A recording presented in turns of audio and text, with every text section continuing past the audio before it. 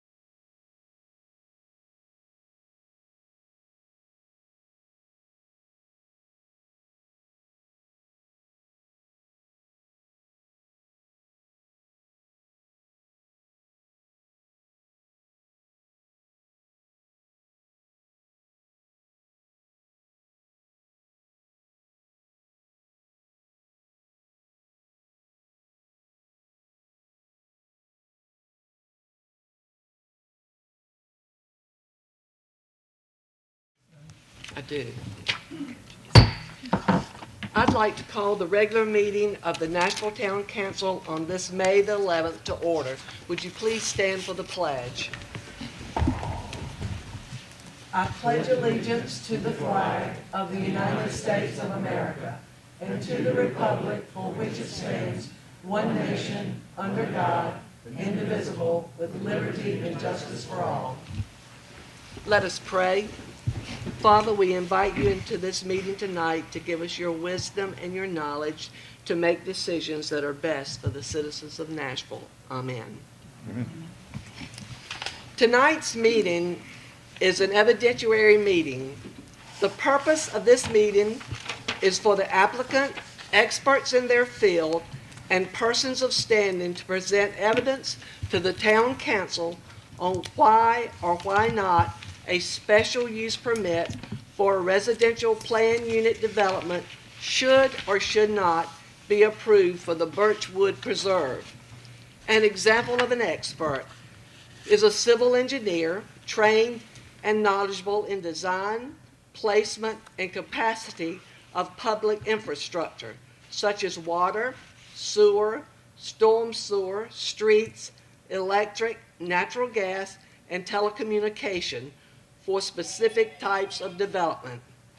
An expert is also a licensed real estate appraiser who has conducted appraisals of similar developments and can demonstrate their impact on the market value of surrounding and nearby properties.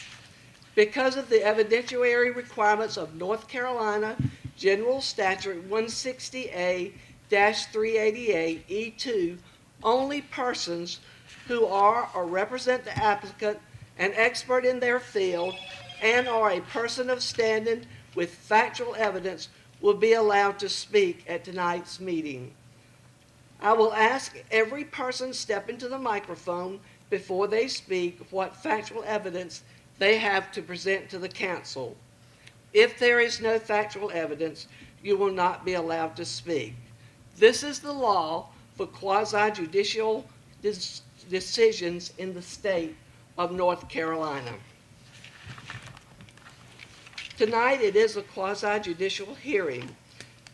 SU 2021-02 requested by RBD Investments Incorporated for a special use permit to allow residential planned unit development to be developed off Birchwood Drive, the former Birchwood Golf Course, plus or minus 110 acres.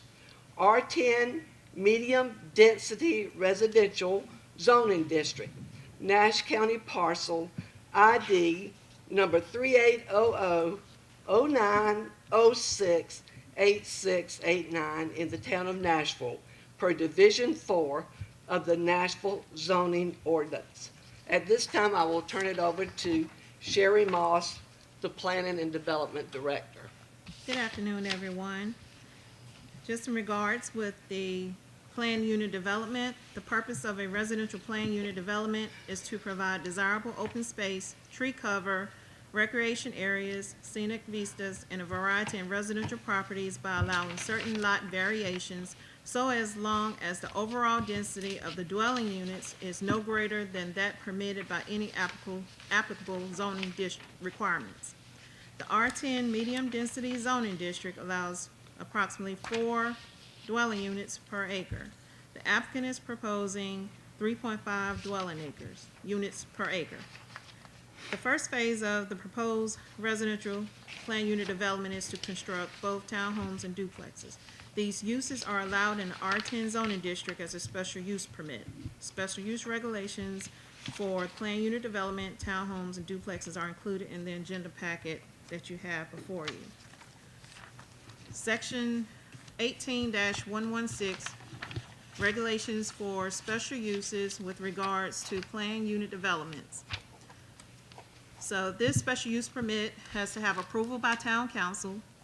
The special use districts for planned unit developments can be located in the A1 agricultural, residential R30, residential R15, residential R10, multifamily MF, and the OI office institutional. In this case, planned unit developments are allowed in the R10 by special use permit. The setbacks in the R10 zoning district are as follows. The width is 80 feet, front setbacks 30, side setbacks 12, rear setback 30, height 35. And as a minimum requirement of the acreage that's allowed for planned unit development, there is a minimum of 5 acres that's required to develop a residential planned unit development. In this case, the subject property is 110 acres. As far as the minimum lot requirements, minimum lot sizes, lot widths, and yard setbacks may be reduced, except as specified in this subsection. But in no case shall these minimum lot requirements be less than 50% of the minimum lot requirements for the district. So in the R10 zoning district, the minimum lot size requirement is 10,000 square feet. The minimum lot sizes for the proposed single-family dwellings will not decrease and will meet the lot size requirement for the R10 zoning district. The open space that's listed on your site plan is approximately 35 acres of the 110 acre site, which is approximately 1,524,600 square feet. So in regards to townhomes, meaning townhomes will be owner occupied where the ownership of the land beneath each unit runs with that unit and is individually owned lands on which they rest and do not meet conventional lot requirements for street frontage and yard sizes, and where walls between the units are constructed in accordance with state building requirements. And also with regards to open space, the open space is defined as common area that shall be preserved, maintained, and improved by the development owner for recreational use by residents of the development. And with regards to open space, again, there's 35 acres of open space that has been allotted by the developer, and also sidewalks are provided for access along the right-of-way to open areas. Also, in regards to open space ownership, our ordinance states the title to the open space area shall be conveyed to homeowners or property owners association for management, to a local government for preservation as a park or open space, to a conservation organization, or placed in a permanent conservation or farmland preservation easement. At the time when the open space is conveyed, a maintenance agreement shall be filed with the county register of deeds unless a local government is to be the owner of the open space. And as cited on the site plan, all open space indicates that the planned unit development, the open space of the planned unit development will be owned and maintained by the homeowners association. And also moving down to G of the planned unit development regulations for periphery lots where the proposed planned unit development is adjacent to an existing recorded planned unit development or non-cluster detached single-family subdivision. One row of standard lots will be required along the perimeter of the planned unit development unless an open space landscape buffer is provided between the planned unit development lots and the adjacent subdivision. Such open space landscape buffer would be required to be equal or greater in width than the yard setback that would be required for a standard lot in that zoning district. In this case, as shown on your plan, the developer has allotted a 50-foot buffer with showing a 25-foot reserve buffer.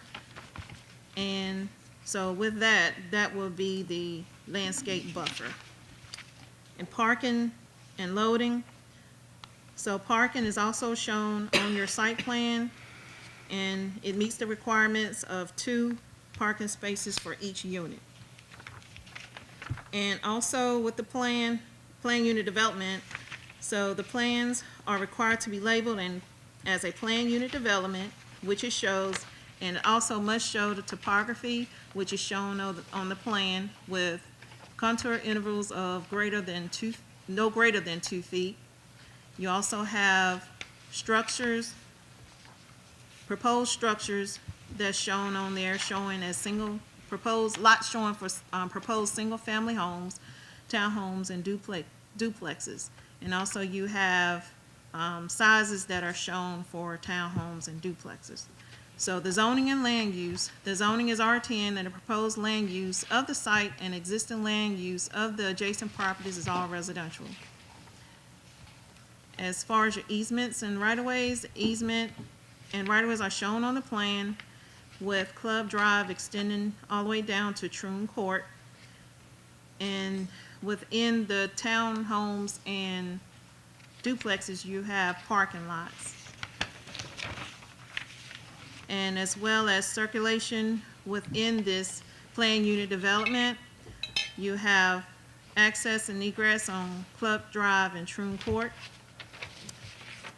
The timing or the schedule of development, the first phase is proposed to be townhomes and duplexes. And moving further along, the open space and buffer areas, they are delineated on the plan. And other requirements, sidewalk must be provided on a minimum of one side of every proposed street, and that is also shown on the plan. And with regards to proposed solid waste or trash facilities, this planned unit development will have rollout containers. Thank you very much. At this time, we'll have the applicant's presentation.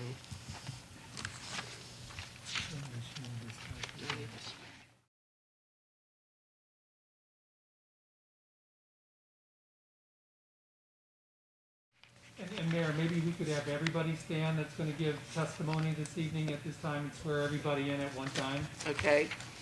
If you're here to give factual information, please come and I'll swear you in at this time. Mayor, why don't you call the names out more, that was listed to speak? Well, it's just Mike, because That's it? Oh. Barbara and Pete said they did not have factual information, Oh, so okay. he's the only one. All right.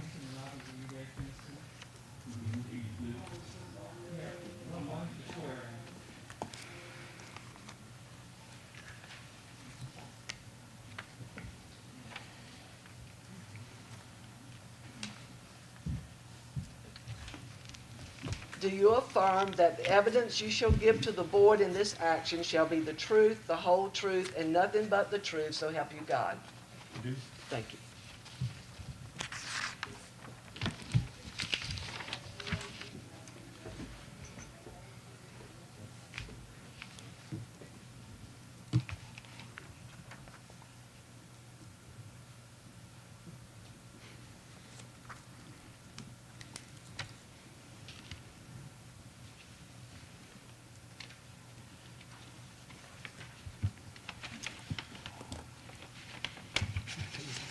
Yes.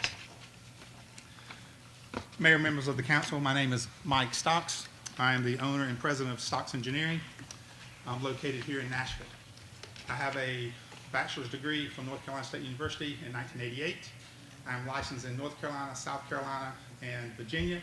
My North Carolina license is NC 19843, and I would like for the council and the council's attorney to acknowledge me as an expert in the field of land development and civil engineering. Yes, sir. Thank you, Mayor. Mayor, I'd like to start. The owner was listening to Mrs. Moss's presentation, and he clarified one thing to me. I believe, Sherry, you said that phase one would be the duplexes and the townhomes, and that is not correct. Phase Okay. one would be just the development, the single family. It has not been determined that Okay. it will be the duplexes or the Okay. townhomes. Okay. Mayor, members of the council, the town staff has done an excellent job of presenting you the development that we have here before you tonight. It is 110 acres plus minus. It is currently zoned R10. We are looking at developing it in a series of single-family, detached, single-family, attached dwelling units. The attached dwelling units would be a minimum of 2 units, a maximum of 6. The single-family development would be single-family. All of these uses are allowed in the existing R10 development.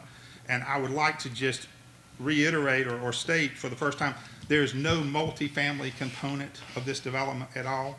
None at all. So it's not allowed in an R10 and it's not being proposed. There are 4 statements of findings we need to conclude tonight. And I would like to just hit a couple of those briefly and conclude my presentation and then turn it over for questions of members of the public or the town board as the mayor sees. Will the use materially endanger the public health and safety located in the proposed development according to the plans submitted and approved? It is my professional opinion that the development of this property will not endanger the public health and safety of the proposed developed area. The residential projects of more than 200 dwelling units they're required to have 2 points of ingress and egress. This development will have 2 points of ingress and egress, which once you leave the development, it turns into 5 points of ingress and egress. Based on the review of the NCDOT traffic generated for this development, does not appear to warrant any additional improvements other than the roundabout that is currently proposed where the current triangular shaped road configuration is now.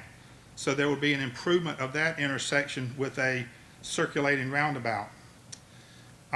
It was discussed in the TRC meeting with the DOT, and they believe that the plan as shown meets that criteria and will maneuver safely. Number 2, as the town staff reported in their presentation, the proposed development meets or exceeds all the requirements of a planned unit development found in the adopted Town of Nashville zoning ordinance, and the plan meets those requirements. Number 3, the use will not substantially injure or value any of the adjacent property or use of the public necessity. Studies have basically shown that home values are more a function of supply and demand and not a function of adjacent or non-adjacent areas that are developed. There are plenty of studies that show that, and what I would like to do is give you one or submit it to the town staff, which talks about housing developments and the effects of them on adjacent properties.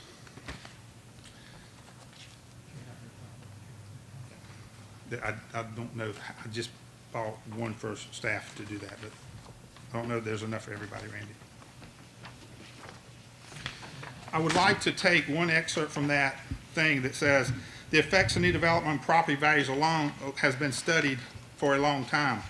The general consensus is that the value of existing homes has no less to do with whether a new development is being built, but more based on the economies of the supply and demand. A home's value is in direct correlation between the demand and the specific type of housing and supply in that given area. Therefore, if the demand of the homes is high, the value goes up, and if the demand of the home is low, the value will go down. The development has every incentive to keep these prices, these homes of the neighborhood the developer has every incentive to keep the prices of these homes and the homes in the existing neighborhood as high as possible for as long as possible. The article I just handed to some of you, I apologize for not having one for everyone, states that numerous studies have been conducted examining the impacts of affordable housing and property values and a wide variety of circumstances. Fortunately, several researchers have surveyed the landscape inventory and taken a critical look at the body of work and has accumulated over the past several decades. The policy briefly distills the conclusions, 4 of these literature surveys, 2 provided by civic groups and 2 by academia. The vast majority of the studies have found that affordable housing does not depress neighbor properties values or even raise or lower them in any cases. The overall research suggests that neighborhoods such as the have little fear of the type of attractive, modestly sized developments and constitute the bulk of newly produced affordable housing today. Now, when I'm using the word affordable housing, I'm talking about market value housing, the houses that we would buy on the street. That they're not subsidized, they're not tax credit, they are consumer built, single family, attached, detached homes. They are not tax credit, they're not multifamily, and they are not any sectioned housing of any way. Number 4, the location and character and the use, if developed according to the plan as submitted, is approved in harmony with the area and is located in general conformity with the plan of the development of the town.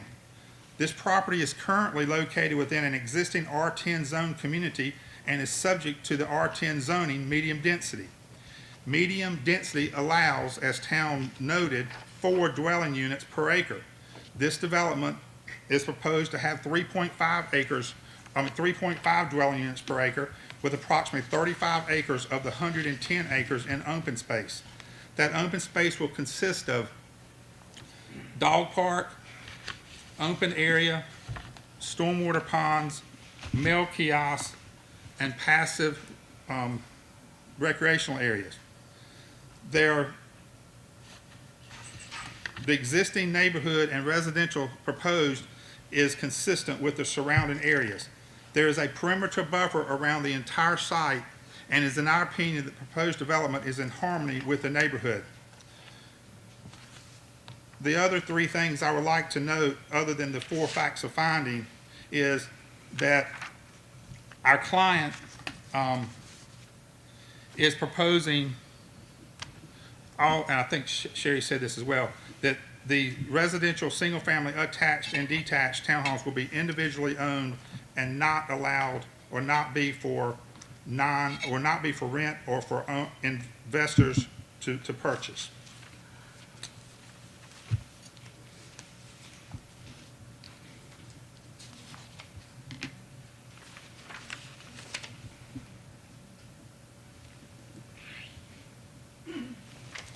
I believe that is, I'd like to conclude my presentation, and then I can circle back and answer any questions that the mayor and council may have. Thank you. At this time, in order to keep order, why don't we go around in an orderly manner, and if you have a question, Kate, of him, ask it, and then Louise that way. I have about 18 questions. Okay, let's do one at a time, please.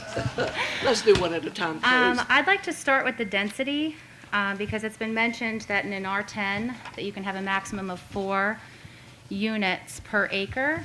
However, on this map, it shows that this is watershed property down here, which has a maximum of 2 dwelling units per acre. So how is that in compliance? The R10 development allows for 10,000 square foot lots. So when you're doing the overall density of the site, you can take the acre, which is 43560 square feet, divided by 10, that's where the 4 comes from. So the R10 zoning is consistent with about 4 dwelling units per acre. So when you take the open space and apply that to areas that are within the watershed, that density is closer to that 2 units per acre, and the overall density is around 3.85 per acre. But in this watershed district itself, because that's what our watershed district portion states, it says that it shall not exceed a maximum density of 2 dwelling units per acre. So in that watershed district, not taking into account the entire portion to be developed, are we in compliance? Yeah, I believe we are, because if you read that section a little deeper, it talks about a maximum impervious area of 24% or 36%, and that overall impervious will be So within that in criteria. the watershed district, what is the impervious percent? 36% for strip 36. paved streets, 24% for curb and gutter streets. What was that for curb and gutter? 24% for curb and gutter. So, right, so 24% for curb and gutter, this is a curb and gutter. It is not. It's not. It is, your ordinance allows for it to be strip paved like the existing streets in Birchwood, and it is proposed to be shoulder section streets in all the residential, and then no streets and driveways in the townhome and two-family. Okay, so 36% is the number that we're working with. Yes, ma'am. Now, in this watershed district, though, what is, let's see.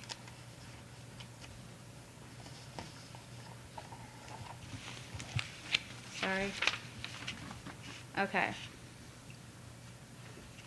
What is the hard surface or impervious cover for this watershed area? Because the way you come up with your percentage, for each piece of land, divide the amount or area of impervious surface, structures, roads, parking lots, located on that questioned site, and then multiply it and get your fraction that way. So what is it in this section? And that has not been determined. It will not meet the ordinance maximum 36% if shoulder section streets are allowed, or 24% if curb and gutter is incorporated. So it hasn't been determined. Okay. It's not required to be determined at this stage. That's reviewed under the construction plat review process, and it would be done through that technical review of staff at that time. Okay. My second question, and I'll then allow it to move on, and I'll circle back to my 16 other questions. So, under our planned unit development section, minimum lot requirements. Minimum lot size, lot width, and yard setbacks may be reduced except as specified in this subsection. But in no case, so it doesn't say in no case except for, it says in no case shall these minimum lot requirements be less than 50% of the minimum lot requirements for the district. We all agree that this is an R10, so the minimum lot requirements are 10,000. So how are we getting to lots of 1,100 and still being in compliance? Okay, so townhomes are not lots. You only own the land that is underneath the townhome itself. All space around that is common and open space area. So there are no lot sizes, minimum or maximum for townhomes.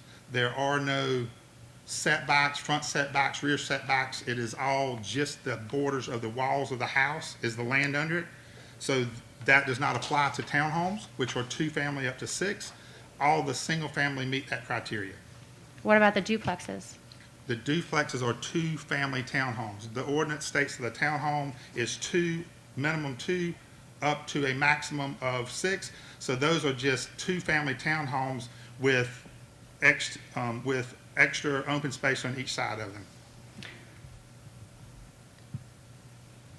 So there's no actual conveyance of a lot on any of these duplex or townhomes? There are conveyance of a lot. It's the structure the house sits on. What's under the house is the part of land that's conveyed. So I guess that's where my problem sits, where it says, but in no case shall these minimum lot requirements be less than 50%.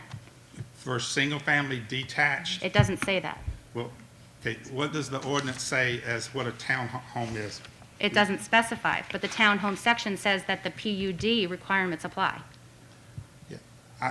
Chair, I'm not that familiar with the ordinance, how it addresses that. I do know that the townhomes aren't subject to the lot restriction criteria.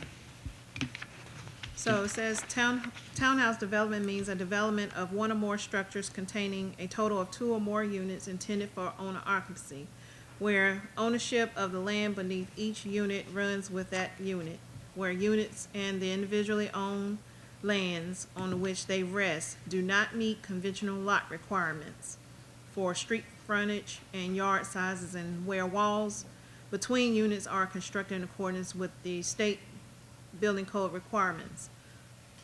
All such projects shall conform to the density requirements of the district in which the development is located and shall be approved in accordance with the provisions of Division 4 of this article. Sherry, could you speak louder? They can't hear you in the back. Thank you. Page 26, I'm reading from page 26 in your packet. What section? Do I need 35? From definitions? Thank you. Do I need to repeat that? Repeat it, because did you hear her in the back? Yeah. Do I need to repeat? Okay. Yes. Townhouse development means a development of one or more structures containing a total of 2 or more units intended for owner occupancy, where ownership of the land beneath each unit runs with that unit, where units and the individually owned lands on which they rest do not meet conventional lot requirements for street frontage and yard sizes, and where walls between units are constructed in accordance with state building code requirements. All such projects shall conform to the density requirements of the district in which development is located and shall be approved in accordance with the provisions of Division 4 of this article. So that last sentence, flip. all such projects shall conform to the density requirements of the district in which it's developed, in which the development is located. So aren't we still circling back to that 10,000 square feet?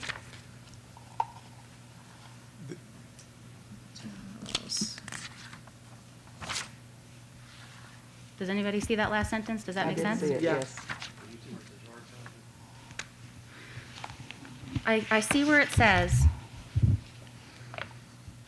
that it's not in, that it has the different yard sizes and such, but all such projects shall conform to the density requirements of the district in which the development is located. So we're still talking about a maximum of 4, correct?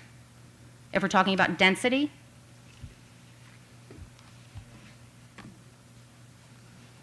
If we're looking at 10,000 square feet and we have to meet the density requirements, that's telling us how many can fit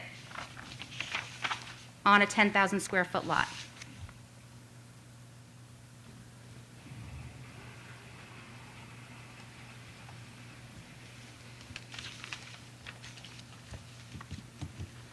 So, Kate, if you read right before that, in section 18035 definitions, a planned unit development, which is what we have before you tonight, means a group of buildings of a single lot of tract or structures on a site where a developer may reduce the size of individual lots. A PUD must be in accordance with the divisions of 18115, which are the other conditions we read earlier tonight of what we did. So we interpret that we have the flexibility for varying lot sizes when we're building townhouses, but not when we're building single-family, Right. one home on each lot. And I agree with that, but I think there are limitations to it. I don't think you can make it as small as you want. I think that we're still dealing with the density requirements that we just talked about. All such projects shall conform to the density requirements of the district in which it's developed. So if we're saying that 4 are allowed on a 10,000, on an acre, it was 4 units on an acre?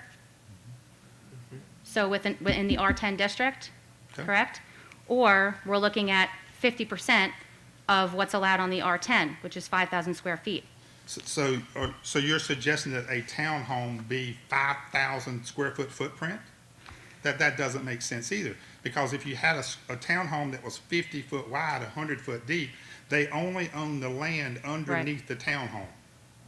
So it can't be implied that way, or there would be 50 by 100 foot townhomes, which would be a 5,000 square foot townhome, and that's not practical. I guess what I'm looking here is the words, and it says in no case, and it says density requirements. And so this is an issue that I'm bringing up as being a problem. Okay, so how do you get around the statement before that that says a single tract and structures on the single development may reduce the size of the individual lots? Which sentence are you at? The one right, Wait, which page? I'm flip-flopping between 26 and 34. 26 up there. the definition of what we have tonight, the planned unit development. Right. Means a group of buildings on a single lot or tract or structure where the developer may reduce the size of the individual lots. Okay, So- that's what we have. Right. We're doing a planned unit development. Correct. And it says right there, we can reduce the size of the Right. lots. But it also says in the planned unit development section, that's on page 34, but in no case shall the minimum lot size requirement be less than 50% of the minimum lot size requirement for the district.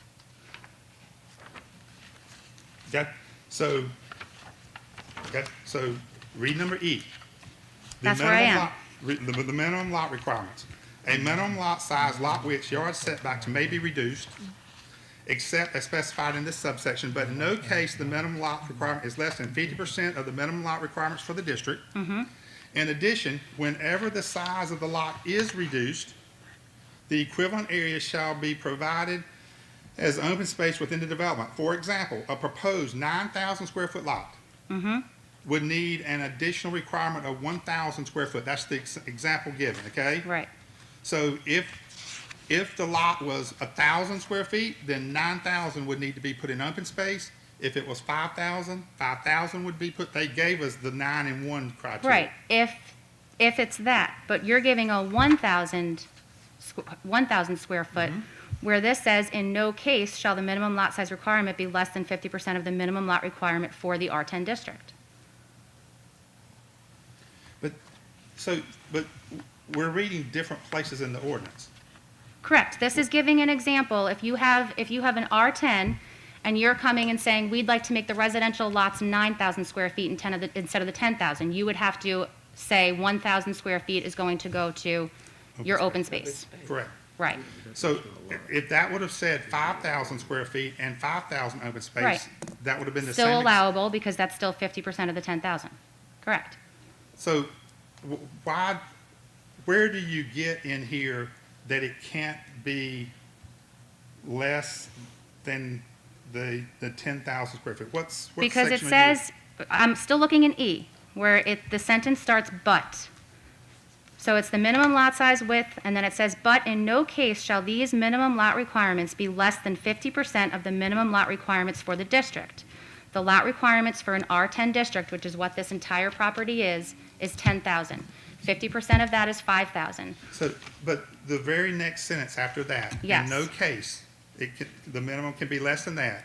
It says, in addition, whenever the Yes. size is reduced, Reduced down to 5,000. I don't interpret it that way, so I don't know where we're gonna go, I just don't interpret it that way. Okay. So someone else can ask a question. Okay, Louise, we'll come back to you. Louise? I'm stepping down. Well, I was gonna ask, okay, is there curb and gutter throughout or just in the single family? It is planned to be shoulder section, ditch sections, just like the existing is. Birchwood. Okay. No curb and gutter in the single family, and there would be sidewalks and curb and gutter isolated in the other areas. Approximate house size on the single family lots? Yeah. From a interstate and to a birdhouse, as the sheriff. But to answer your question, becomes available, it is sold immediately. There are some also over on 301 for a price range, started out around 130 to 150. Now that same one, this project in Nashville, I think will be an excellent, Aston has insisted on, as well as myself, that it will all be owner occupied. We will write that in such a way as tight by someone, and that's what our desire is here. I can't tell you what the laws will allow us to do moving forward. That's certainly the intent. We do not intend to have any rental units. We do not intend to have developers or anyone to buy it and use it as a rental unit. We'll do all we can to keep that from happening. But that's where we are as far as the size of the homes and what our intent is moving forward. We will really do single families for a while first, but we've already got a tremendous amount of calls for these duplexes, trying to hold the cost down. And some of you residents in Birchwood already are the ones that are calling that need to downsize, but would like to stay in the area. And it would be probably targeted for entrance, and then explain to me, I think one of the comments made was that there would actually be 5 entrances. There's gonna be the Birchwood, the 58 onto Birchwood, and then they'll be coming in on Club Drive. Where do you get the additional entrance? So there, the roundabout area.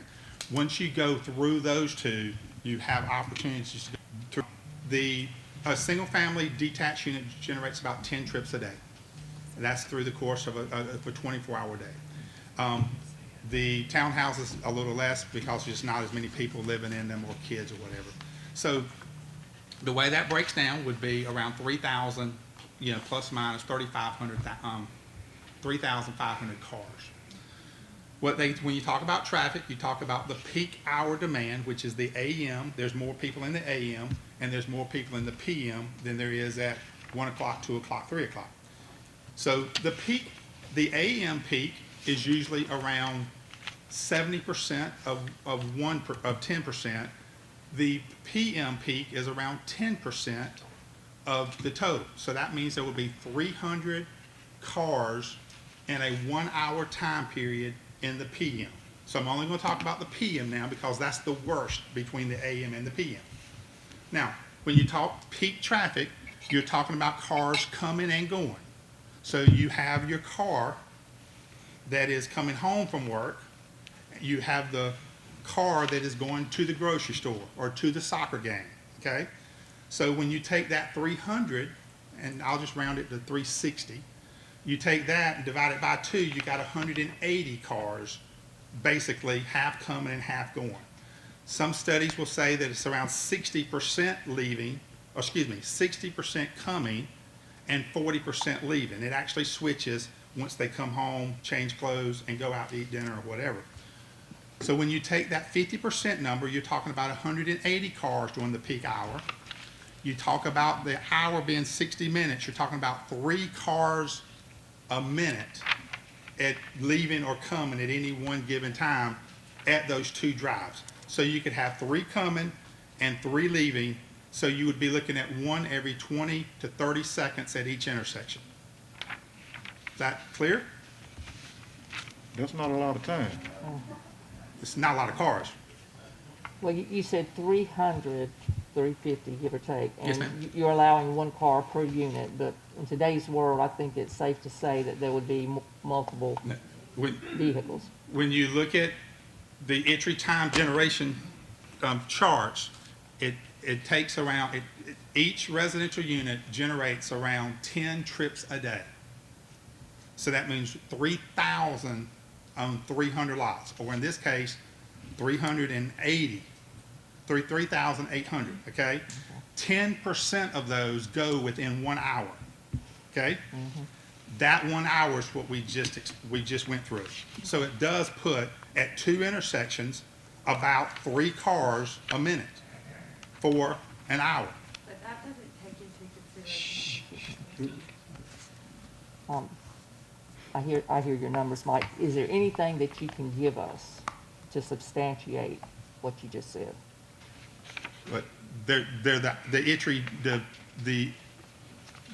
traffic government count. produced, yes, I can provide that data for you, I'd yes. like to see that. I mean, there's many ways to get it. One, we could do a TIA, that it would be classified in that, or it can be, that data can be done in a memo, from our office or any traffic consultant's office. Okay. Larry, your turn.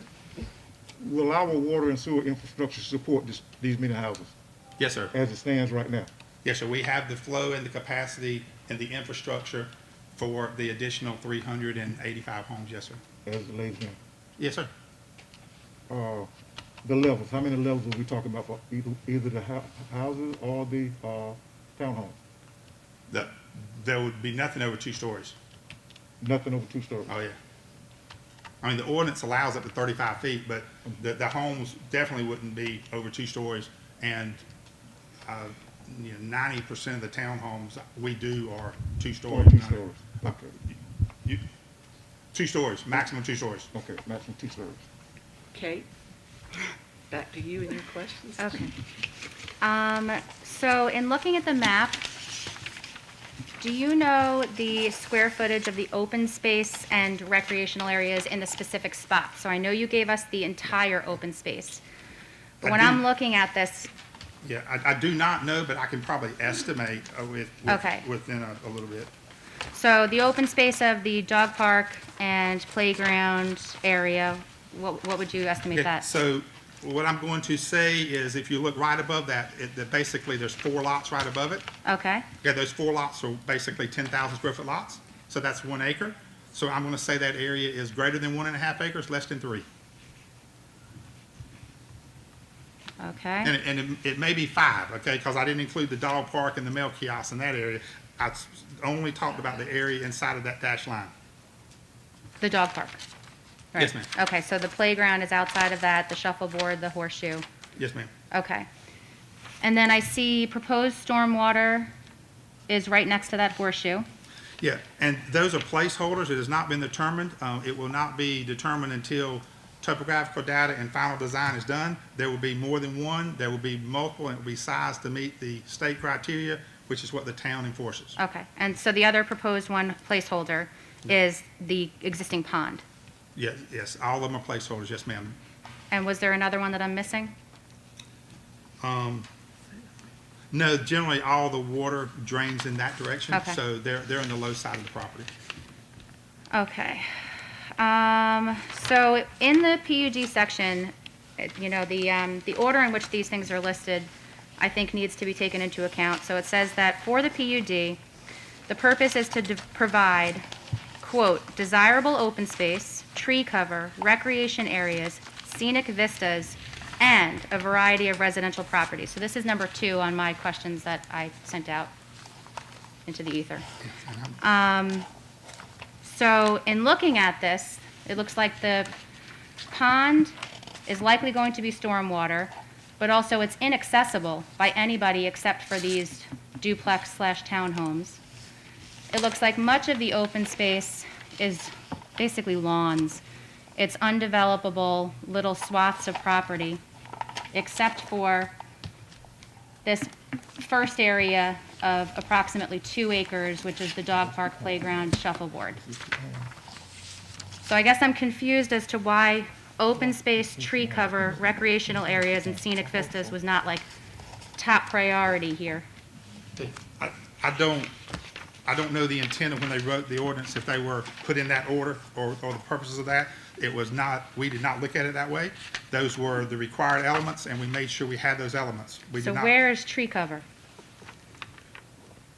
There's a lot of trees out there. Right, I see a lot of roads going through existing trees. Do we have a tree plan? The town ordinance would be, there will be trees planted in the buffers around the perimeter and the 50-foot we talked about earlier. And there would be additional trees for shading in the dog park and the common areas for that. And That would is be there the tree- preservation of existing trees that are larger, substantial, according to our ordinance, that should be preserved? I don't see any problem with preserving any tree that can be preserved. Okay.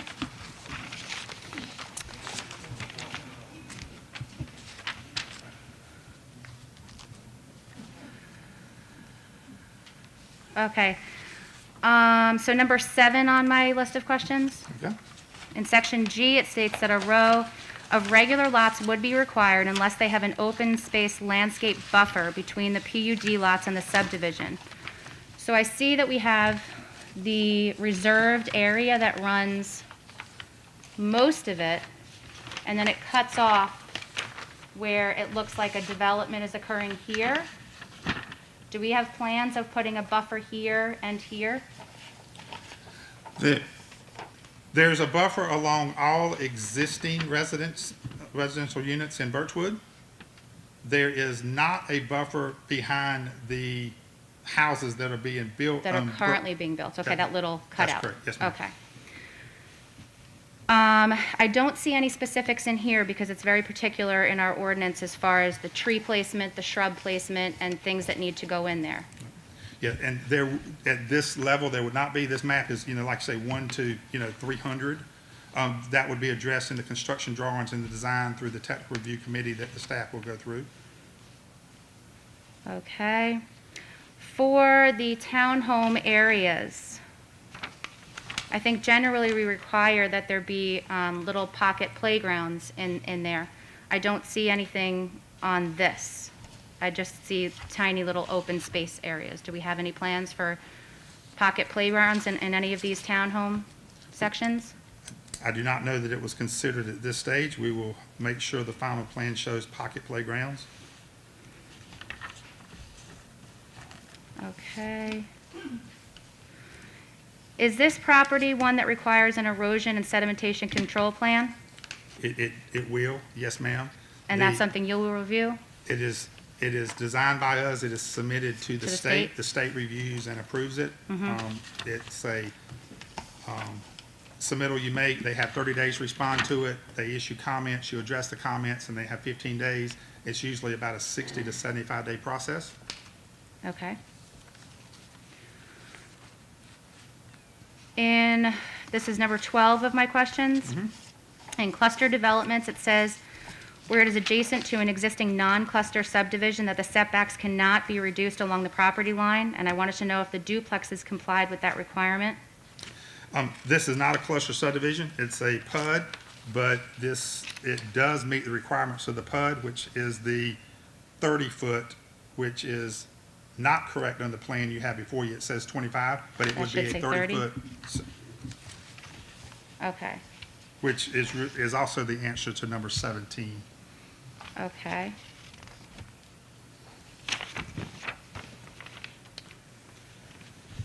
And as far as this is number 14. The design and location of all of the stormwater runoff, the impact of it, the concentrated stormwater flow, and the preservation of vegetated areas, that's something that you are reviewing? It will be designed during the construction design process. It has to meet the town criteria, which is the state criteria. Right. And it would have to be approved to meet that criteria, yes, ma'am. And the vegetative buffer required for this area, I know that you said that it's not being put where the new homes are being built, but that's still part of the watershed property. So is there a requirement that there be vegetative buffer? There's not a requirement for any vegetated buffer where you are abutting this houses that you're building. So if it's R10 in existing Birchwood. Yes. And we're putting R10 adjacent to it, you're not required to have the buffer. Okay, In this case, the developer chose to put the buffer behind all existing houses through Okay. there, except the ones that are under construction or recently constructed. okay. Okay, so I know that you said that you don't have the percentage of impervious surfaces here, but number 16. So my question was, since the southern portion of this property is located within the watershed overlay district, it makes it a requirement that the site plan show the boundary of the public water supply watershed, the location and the width of the buffer areas, the total amount of existing and proposed built-upon area in square feet, and the percentage of the site that is covered with impervious surface and proposed stormwater drainage facilities. So I know you said that was supposed to be part of the construction plat, but it seems like that is triggered to be part of what we see. Yeah, so staff wrote this comment, so let me read it. The plan is provided is a schematic plan to show the intent of the development. There is a significant amount of construction plan work that must follow this approval and which is outlined in the requirements of the PUD and will be reviewed by the technical review committee and the town staff. The built-upon area will be limited to 36% impervious as required by the watershed, or a total of 39.6 acres of the entire site. That is 36%. There are multiple existing ponds within the site that will be used for stormwater control. Some additionals will be added, and it should meet that criteria. Well, it says it should meet that criteria. It will meet that criteria, or it will be changed. Now, Sherry, is that your understanding that this can be something determined later, or is this part of something that needs to be seen at this point to approve any special use permit? I believe that that is part of the construction plat, if that's not done right now. Not done right now? Okay, Yeah, there are a lot of issues with the street design profiles, curb radiuses, drainage, cross-sectional pipes. A lot of criteria has to be done later. Unless right. I'm sorry, unless you make it a condition. okay, thank you.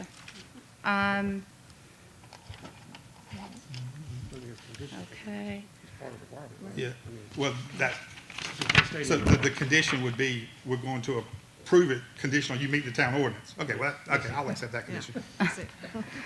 my last question, I didn't get to read through this here.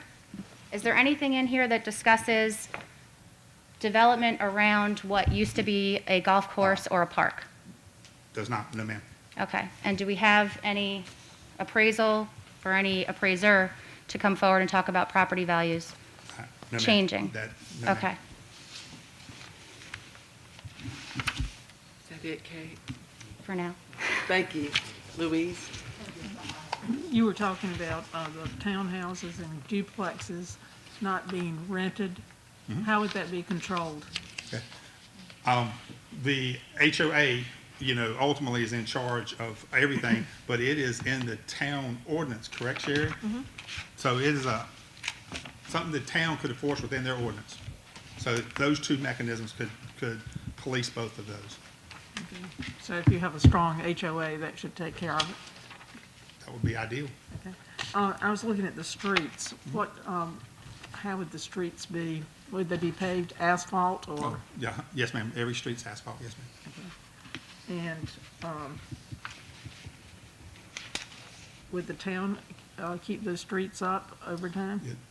They would be public streets, and the 100% in the single-family detached streets, just like any other street in town. In the townhomes, it could be either or. It could be the HOA maintained, or they could be public streets. Several years ago, we had a development that I think they went into bankruptcy, and there were problems with the streets, and the town had to come in and repave to the tune of about $45,000. I just want to make sure we don't have that. Yeah, I'm familiar with what you're referring to there. That was unfortunate, but what happened in that scenario was a bond expired for the completion of the streets, and then the development went bankrupt, and the town had to step in there. In this case, the streets would be finished before it was turned over to the town, or the bond would have to be enforced to pay for the street. The ordinance does allow for the developer to post a bond. The town would just need to ensure that that bond did not expire, to complete those improvements. We just don't want to have to do that again. It was not ideal. Lynn? Do you have any more questions? We talked a little bit about the open space. Who will own the open space? The HOA. So the park, everything related to that, it's all going to be a part of that subdivision, exclusive only to those individuals who live there. Yep. Every bit of common space within the development will be owned and maintained by the HOA. Now, I don't know how the HOA is going to prevent people walking through it that don't live there. I don't know how that's done. And in calculating the open space, you mentioned something earlier related to the townhomes, that the townhome itself is strictly the property that is sitting, it's just a piece of land that unit sits on, and the surrounding area is open space. So that's included in the calculation of what you consider open space. Yes, ma'am. That is how we interpret the ordinance, yes, ma'am. Okay. Larry? Well, you answered my question about the infrastructure, and I was gonna ask the question about the traffic, because well, I'm not a professional in this, but me looking at the map, I have a question about just the two entries, egress and ingress, come in and going out, just two locations, and based on what your calculations are, you say that's enough, but I just don't see it, but, I guess we'll get deeper into that as we move along. Yeah, I'll deal with my owner later on this, but a TIA would clarify that. If it's the wishes of the board for a TIA to be done, it would show that it was adequate or it was inadequate, and what needed to be done to make it adequate. How old is the TIA that you're referring to now? Oh, no, it would have to be a new one. It would have to It has to be a new one, okay. It would have to be one for this development. They don't. Okay. You can't take a TI over there and apply it here. It's So it has not been one done for this development? There has not been one done. Okay, but we will get one. If that's the wishes of the board. It's my wish. Well, it'll have to be the wish of the whole board. I understand. But thank you so much. Is there anyone else, any other questions from the council? If not, thank you so much. And are there any other experts who would like to give testimony? If not, at this time, listen carefully. If the audience has questions you'd like to ask the expert, you may ask, but you can't respond any way to what he tells you. Do you understand? You cannot respond, you just ask the question. Dr. Street?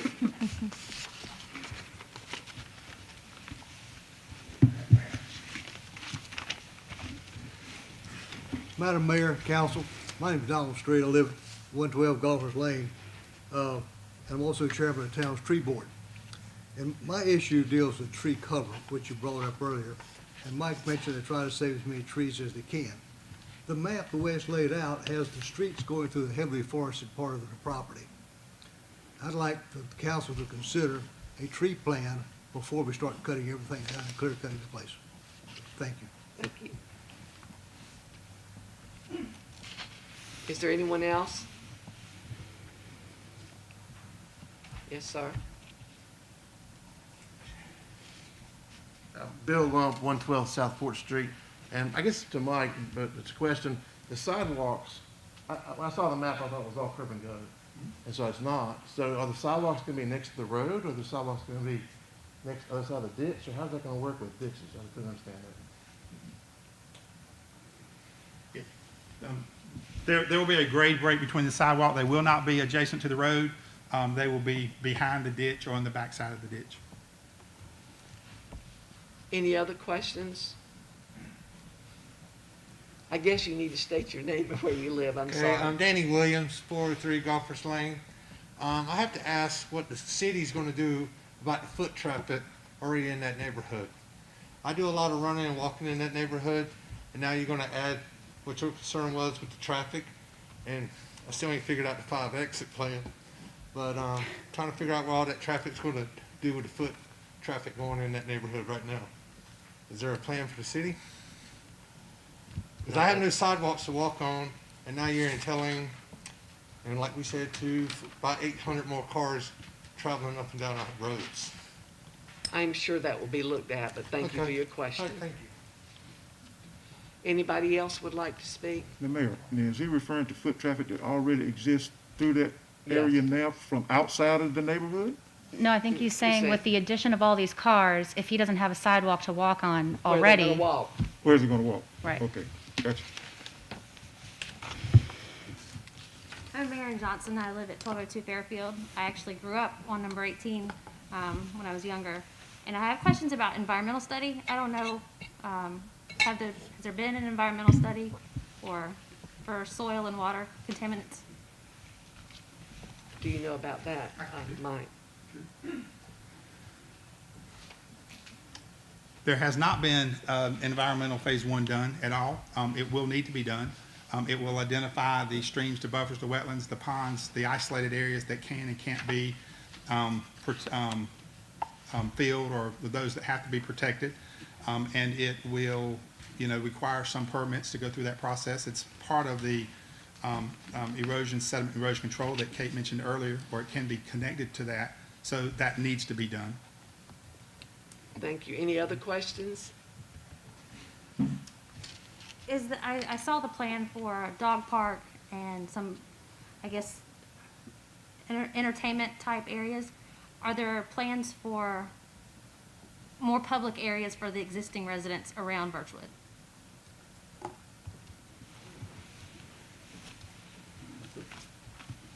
We're not proposing any type of entertainment area outside of the 110 acres and the common space that's owned it for the residents that live in this community or in the planned unit development. Excuse me, Mike, before you step away, I think I asked this earlier, but let me just confirm that recreational open space area is for those individuals living within the planned unit development only. Is that true? I cannot speak for what the future HOA board will allow for their common space areas. But when it is developed, the intent will be for the HOA to control their open space. And they can do with it as they wish. So I know that doesn't answer your question, but I can't answer the question. I don't know. I understand. Any other questions? I'm Jerry Calcutt. I live at 618 Golfers Lane. And I've got a question about the flow of the water. You're talking about putting in ditches, probably. That's our current, what we have currently out there. And some of the homeowners have filled in the ditches, and it's changing the flow of the water and causing erosion and different things like that. I don't know if the town's got an ordinance against that or not, but if that happens in this neighborhood, it's going to continue to do that. I know the town's got a water problem that's being looked at, but I know that's happened out at Birchwood, and it's changing the flow of the water. And it's causing me a problem personally at my home, and I'd like to know, you know, why they're not looking at curb and gutter or something to handle this water better. Thank you. The town ordinance allows for shoulder section streets and curb and gutter streets. Both will be evaluated during the construction phase process. As for the water that is running off-site, you cannot increase the flow of the downstream structures. So we will be required, or the developer will be required to put in the stormwater control measures to make sure that the downstream flow velocities are not erosive and do not, cause, adverse impacts downstream. It's through the review process, it's through the design, and it will have to be designed to make sure that is not done. Are there any other questions?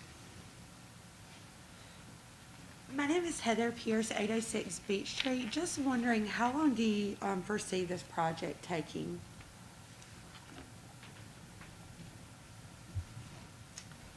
A lot of that is market driven, but it will probably be a minimum of 3 to 5 years, ideally no more than 7, but it's simply market driven. Any other questions?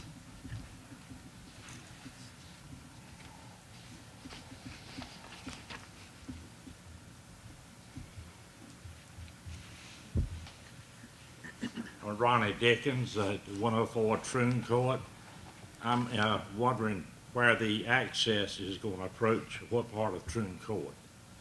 It's a short street and a lot of traffic. Thank you. Mike can answer that. So the access to Troon Court is being blown up right now by Randy, but it is at the very end of the cul-de-sac, at that location right there. And when, again, I don't know the street names, I probably should, but when you come off of Troon Court, that is one access into this development. When you get up to the intersection, now at Gophers Lane, you can turn right there and take the immediate left and be out to 58. You can go straight there, take the next left and be on 58, or go all the way to the railroad tracks and turn left and be on the 58. Those are 3 access points right there that serve that one access right there. That is 3 of the 5. If you go to the other side of the project, when you go around the roundabout and you go out to Oak Level Road, you can be at the access at the L&L, or you can turn right and go up, down, and turn left at the Nashwood, the Nash Rec Pool, and go out to Clarington and Oak Level. That is the 5th access. Those are the only 5 access that hit 58 and Oak Level of this entire area. Any other questions? Right here. Okay, there's someone right over there. I'm Kathy Morris. I live at 1204 Birchwood Court. And I know that it's been a golf course for years and years and years. And there's been a lot of chemicals put out there for years and years and years. I was just making sure that if they do have families who move in, if the soil would be safe for children to dig in it, and, they eat it and wouldn't cause problems, later. Ma'am, could I get your name again? I'm sorry. Kathy Kathy Morris. Okay, thank you. And you did say that they were going to do an environmental. When that statement was made earlier, the environmental was the wetlands and that. It did not address fertilizer on golf courses. Okay. I don't have a comment on that. It's a concern, but Right. I don't. That is something we need to make sure is done. A grave concern. Great Yeah. concern, yeah. Any other questions? Yes. My name is Nikki Rich. I live at 607 Golfers Lane. And with the increase of the amount of cars that will be coming in. We already have a bad problem with people flying through the neighborhood, using the neighborhood as a cut through. How are you going to ensure safety for the existing houses that are there and the existing roads when the people who are coming into this new neighborhood are going to be using our existing roads of the neighborhood? How are you going to ensure that our safety? Because a lot of people do walk and run, and we have our kids and we go for, bike rides and everything. How are you going to ensure that the people who are currently living in Birchwood are going to be safe with all this extra traffic? I'm hesitating because I don't know that I have an answer on how an HOA or a developer or us as an engineer can enforce the safety of speeding cars to an existing neighborhood and people walking in the streets. I don't know. So with that, I don't have an answer. I think that would probably end up having to be a town issue. That would be one of our, With speed limits and our police force and so forth and so on. Any other questions? This is my last question, Heather Pierce, but I would ask the board to consider when they do the TIA, since they're only looking at it as this plan unit development, almost separate and apart from the people that are living there now, if they will take into consider the traffic pattern and all the people that currently live there. Because if they look at it just for this and they're using our existing street, I would just ask that they take the current homes into consideration for that traffic pattern. So I'll comment on that. Yes, a TIA looks at the existing traffic, the proposed new traffic, it projects that out, it puts a % growth on it, and it analyzes and distributes based on the existing cars plus a projected growth. So it does include that. Thank you. Is there anyone else? I'm sorry, I forgot to ask before. A question about trash. In one of our local parks here, there's no trash cans, right? So for the common areas that are around Birchwood or the small playgrounds or whatever the cut-in places that you're talking about, would it be the responsibility of the town of Nashville to take care of the trash and pick up on those sites, or would it be the responsibility of the HOA? I know the town's struggling with the existing parks, so how will they enforce trash pickup or cleanliness in this proposed area? It will probably be a dual responsibility, but I have a question for you, ma'am. Yes. Where are there no trash cans in a park? Behind the park behind Taco Bell. Stony Creek? Is that what that's called? Park. Okay, thank you. Yes, ma'am. Next. Madam Mayor, Wayne Sears, 604 Golfers Lane. There is Clarendon Drive, Club Drive, Birchwood Drive, and Golfers Lane enter this neighborhood. I'd like to know where the 5th drive is. So, as I stated earlier, if you come off of, I think, Golfers Lane and you turn left to go to 58, you mentioned that one. That's Birchwood. Birchwood. If you go straight at that intersection and take the next left, you go out to 58. That's Golfers. No, it's not. And then if you go all the way to the railroad tracks and turn left, that's the 5th one. So I'm being told it's 5th? Thank you very much. Next. Danny Williams again. I guess this is towards the town. Could y'all handle the influx of families coming in with medical facilities, restaurants, dining facilities? I know that each end of Nashville is a cluster because of all the fast foods, but does Nashville have a plan to implement these new families coming in this new neighborhood of approximately 400 houses that can be ranging from 2 to 5 people? We have a vision that We have a vision that will satisfy, and we hope to be getting some So things. will that in. be done within 7 I years? can't tell you that because I can't, tell the restaurant people to come and buy the property and come. But I can tell you we have interested people. Okay, and then also you talked about supply and demand. So is my understanding, if we don't have anything bringing like jobs and everything like that, and we've developed almost 400 homes, well, the demand is going to be ceased. So now the property value is going to go back down because there's no demand on the houses already here. So how would that not bring our property value down if we don't have any kind of infrastructure coming in to build up our community? I guess is my question.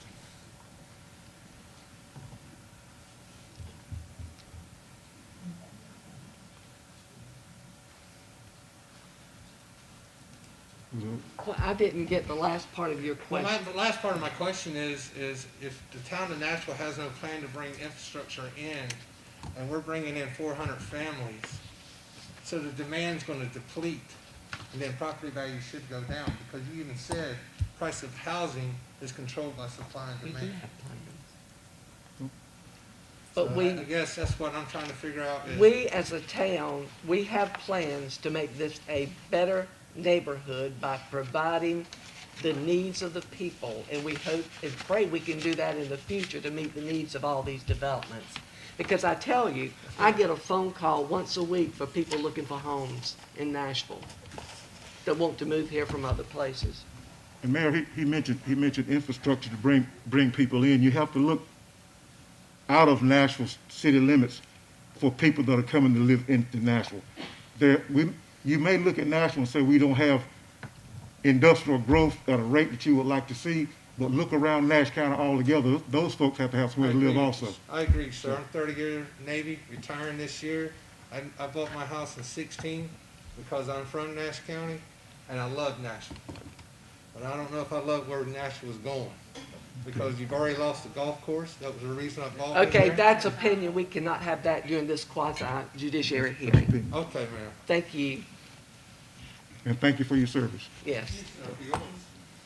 My name is Robbie Gerganis. I live at 611 Golfers Lane.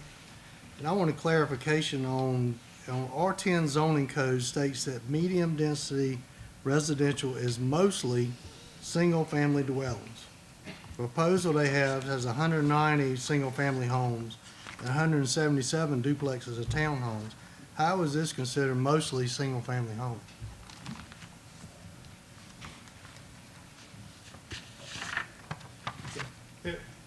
The definition of single-family can be attached or detached. So single-family, a townhome's a single-family home, and that is referencing multifamily versus single-family.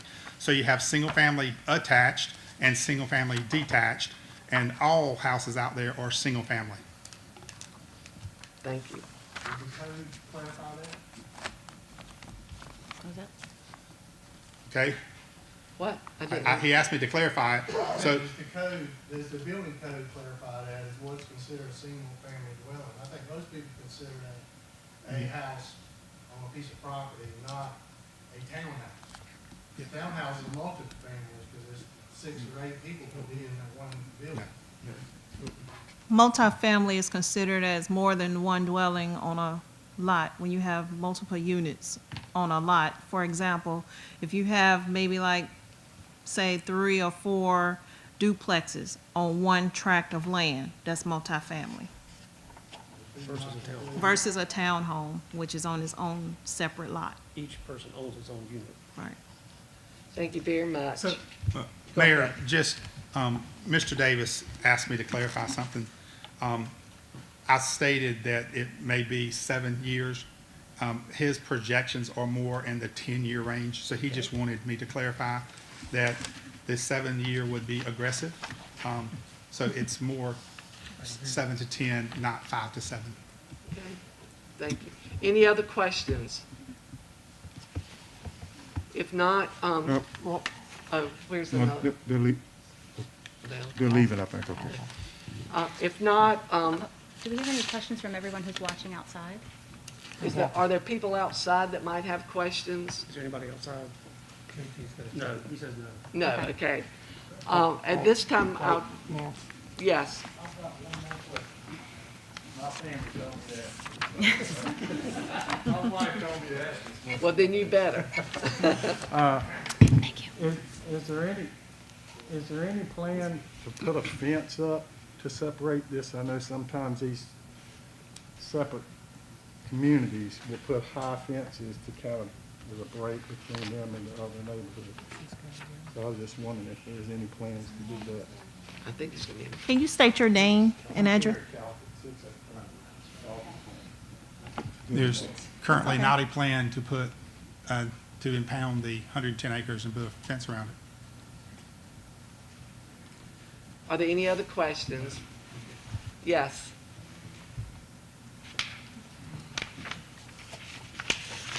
Hi, I'm Laura Body, 815 Birchwood Drive. I was a little confused with my notes. I had it go both ways. As far as for the single-family homes, this is the detached. No, I understood no curb and gutters. Could I just get one clarification? Is there sidewalks going to be in that area, or is it just going to be in the area for where the common, where the park is, and duplexes? So everywhere? Every street will have a sidewalk. Okay, so my follow-up question with the town of Nashville is, has there, over the last few years, that there's been improvement with sidewalks actually through the town of Nashville, which has been wonderful. It's actually allowed us to walk through town. You've seen people use that to go to our pop-up shops that are happening. And has that ever been a consideration, that maybe a good compromise to connect these high traffic areas that are coming into this development with all these people to encourage and keep us safe on those roads that do have the busy traffic, and go ahead and continue that sidewalk concept through these main streets as Birchwood and Golfers Lane? I don't know. Thank you. It is a Thank you. great suggestion. Any other questions?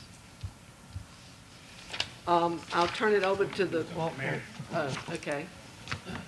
William Morris. What's the definition of a single-family home?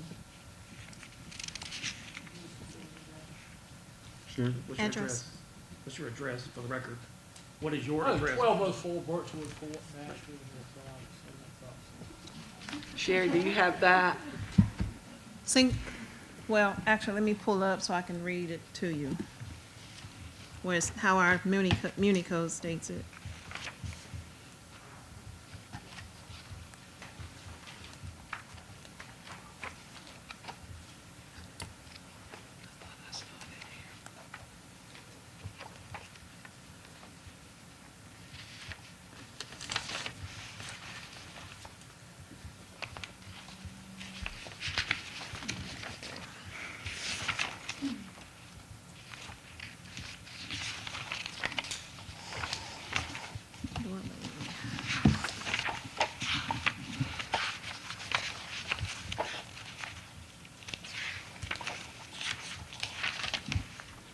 I'm almost there.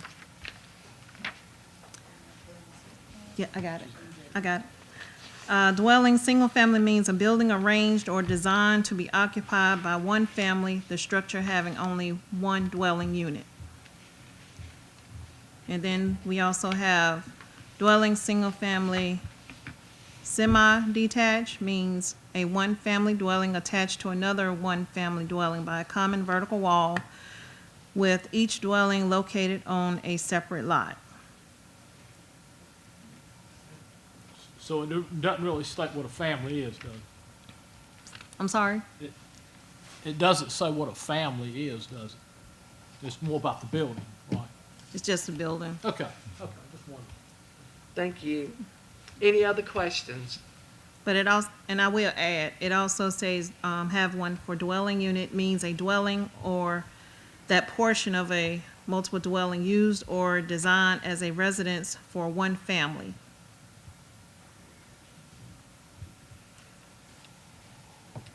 Thank you, Mayor. Thank you so very much. Sherry, do you have any last things you would like to say?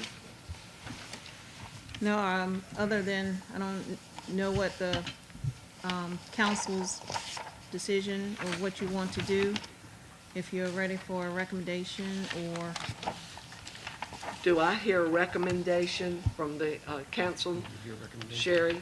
I can't give mine. Pardon? I can give my recommendation. Okay. So I know we heard a lot of testimony tonight from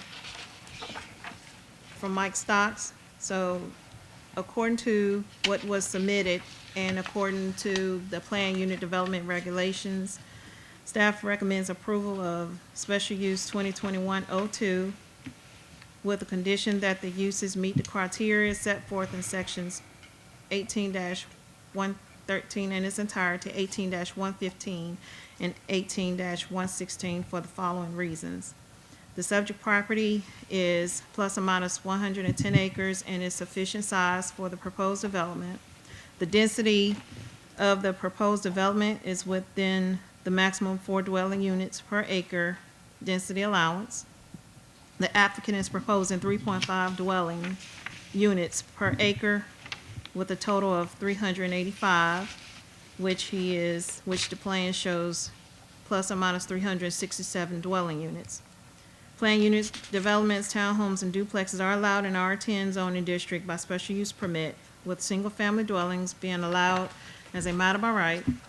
The proposed single-family lots of the development will be in harmony with the existing and surrounding lots in the Birchwood community because they are the same thing. For example, single-family lots, and you have single-family lots and dwellings. The proposed townhomes and duplexes will also be in harmony with the existing surrounding lots in the Birchwood community because they will be moderate density residential lots and dwellings too, and they are within the R10 density limits. There are 2 entrance points to and from the Birchwood community, and they are Club Drive and Troon Drive. And the proposed single-family lots, townhouse and duplexes are in general conformity with the plan of development of the town. And just a few things I would like to add, possibly as a condition, that one being that it complies with the 30-foot vegetative landscape buffer, as stated before, meet that for properties located within the water supply watershed, as we heard testimony before, that it meets those regulations in note 15 in section 18-113. And just to add, so I have here quasi-judicial requirements for voting for the council.